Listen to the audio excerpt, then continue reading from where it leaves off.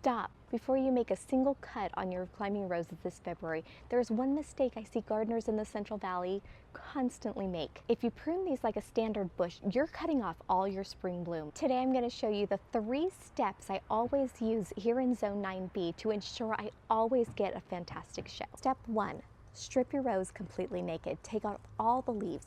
All the leaves are hiding all the fungus, all the diseases, all the pests that we really don't want.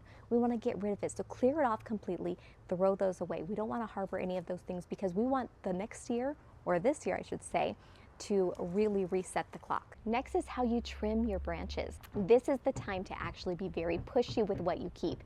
You want to get rid of anything dead, anything diseased, anything that's very thin and spindly. All those things, you just want to cut them out. You don't want them. You want to keep them out of your plant. Those are the type of branches you want to get out of there. You don't want those because it's not going to do you any good. It's not going to do your rose any good. Get rid of them completely. This is the time to be harsh and be picky. Cut off anything that is not going to do what you want it to do. All right, here's the big mistake that I see so many people do. Letting your canes grow straight up. Wrong. When you let the canes grow straight up, you're only going to get blooms on the tips of the canes. We don't want that. Well, most of us don't. We want blooms from top all the way to the bottom. We want it covered. How do you fix this? Train your canes to grow vertically. How do you do that? You're going to weave them side to side, whether you do an S shape, whether you do a spalier, you're going to weave them and use some twine. I love using twine because twine is very cheap. You can buy it like $2 at Walmart and tie your canes exactly where you want them to be. So how do we fix this? Instead of growing your canes vertically, you're going to grow your canes horizontally.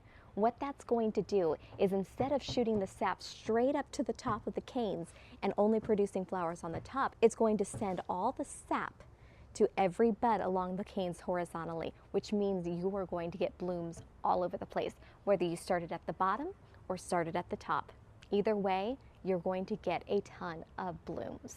You're going to want to cut the shoots back to 2 or 3 eyes all the way back so that it ensures a beautiful flush. Now that it's February, it is actually time to start fertilizing your roses. Here's a pro tip.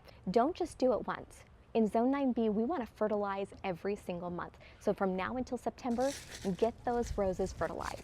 Don't forget to scratch it in along the drip line. I know it's going to look a little naked now, but trust the process. By April, your trellis or your chicken coop like I have, or my fence back there, is going to be covered in blooms, and I cannot wait. So what you're going to need for this process is you're going to need your rose gloves, and you're going to need some pruners, really nice sharp pruners. All right, so if you live in the Central Valley like I do, it is time to get this done. Good luck to you.